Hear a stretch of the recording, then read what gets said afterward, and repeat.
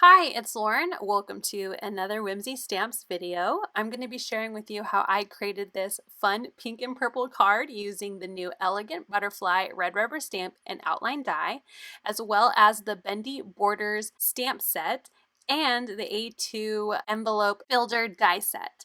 So let's get started with stamping our butterfly. I'm going to be stamping on some mixed media paper because I'm going to be doing some distressing. We're going to do the embossed resist distress technique.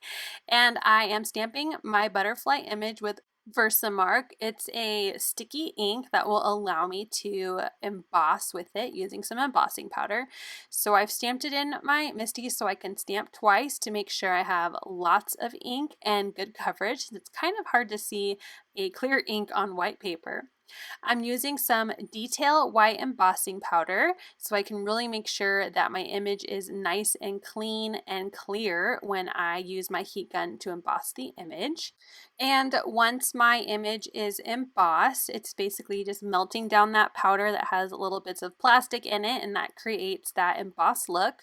I'm going to use my outline die to die cut this image out. Now, it takes me a little bit here because, again, white on white is hard to see, but I get my die lined up right where it needs to go, and then I'm going to use some of my mint tape. It's just a repositional tape to hold that in place as I run it through my die cut machine. So now that it's die cut, I'm bringing out pink and purple colors for my Distress Oxide collection.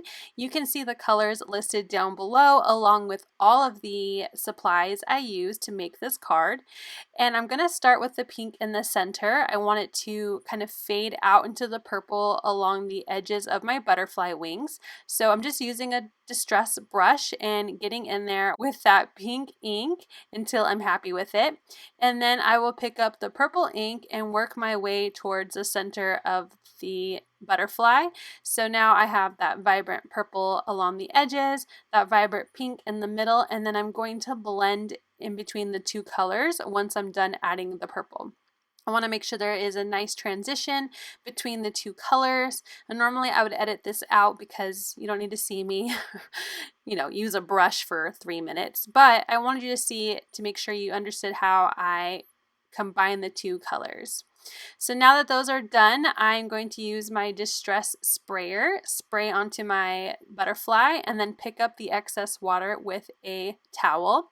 And then I'm going to rub over the embossed image with that towel to make sure there's no ink and give that vibrancy back to my white embossed image. So this is the emboss resist technique because my embossing resisted the ink. Now that my butterfly is done and so beautiful, I'm going to set it aside and work on my background. I really love this new Bendy Borders stamp set. There are so many options, but my favorite of all the borders is this twinkly star one. It kind of makes me think of fairy dust. I don't know why, it just is so beautiful. So I'm going to just use the longest clear block that I have in my stash, and I'm going to wrap my border around it, and I'm going to use those same inks. So I'm starting with my purple Distress Oxide, and I'm going to stamp my border, and I'm going to stamp it along the edge of my white cardstock, and I'm going to repeat this process I believe a total of 4 or 5 times, and each time I stamp, I rotate the stamp so that way it's the other way, and it will give a little bit more diversity in how it's stamped, so it doesn't look like it's the exact same thing repeating over and over again. So now that I've stamped my stamp a total of 4 times, if I'm counting my rows correctly, I moved on to the pink. So my colors, if I remember correctly, are Seedless Preserves, Kitsch Flamingo, and now Spun Sugar for the top, but I again have everything down below, so if I said any of those wrong, you can get the correct list in the description of the video. Now to add some splatter, because I love adding this look to my backgrounds, I'm squishing some ink onto my little plastic extra piece here and then spritzing on some water, then using a paintbrush to pick up that ink and create a splatter look on my background. Since it's the same purple I used, it just really keeps that consistent color from the background to the butterfly. I also need to add some shine to my card, so I'm just using the shimmery clear liquid and splattering that onto my background, and there it is done. So I'm going to set it aside to dry. Now I layered over my butterfly just to see how it would look, and I wanted to break up the color a little bit. So I'm going to pick out this pink paper, and that will be the background. It's not perfectly matching my pinks, but it's close enough, and I think it will add some more brightness to the card. So this is going to be my background. And then I also off camera die cut an oval of vellum because I felt that my butterfly and my background needed a little bit of something in between to break up the patterns. So I also have die cut an oval off camera.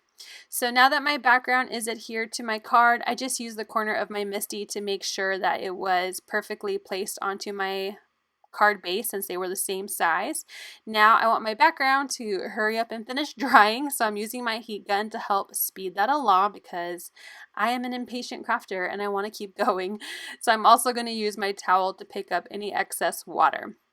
I'm going to trim off a 1/2 inch from the bottom, which is the purple sparkly side, as well as a 1/2 inch off of one of the sides. So that way I can have a nice 1/4 inch border all the way around my background, and you can see that pink paper pop through there on the edges.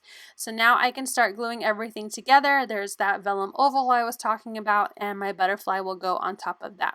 So I'm going to go ahead and directly glue my background to my card base, and then I'm going to pop up my butterfly. So before I glue down my vellum circle, I'm going to pop up that butterfly, and that will let me know where I can apply glue to the vellum because we don't want any glue peeking out of the vellum in spots we don't want it to show. So I've used my grid mat to help me glue that sparkly background to my card base, and now I'm going to use my vellum as a guide of where I can add some dimensional pieces here, some foam dimension behind my butterfly. I set my vellum to the center of my card, just holding it there for me to see the center of the card, and then I have already pulled up all the release paper from those dimension pieces, and I secured the butterfly down to the vellum. So now I can pick up that piece and add glue to the vellum just behind the butterfly, and that way it will be secured to the card but won't show any glue once it's adhered. I hope that made sense. You can see it here on the screen, so I hope that you understood what the heck I was talking about. So I let my MISTI sit on top of my card, and I did edit out. It was there a lot longer than a few seconds to make sure that there was pressure to glue everything together. I got out some iridescent sequins to glue around my butterfly to add some more shine, and they have more of a pink hue to them, so it really blends in well with the card. And now I want to work on a sentiment. I'm not sure what I'm going to give this as, so I wanted to pick a sentiment that was celebratory, that could be used for a birthday or any other celebratory event. And then I am matching it up with its corresponding die. So these are both known as the simple sentiment strips. So there is a stamp set and a die, so you can have a die that will perfectly cut out around your sentiment. So I found the matching ones. I went ahead and just twisted it apart, and you could also use some wire cutters to cut them apart.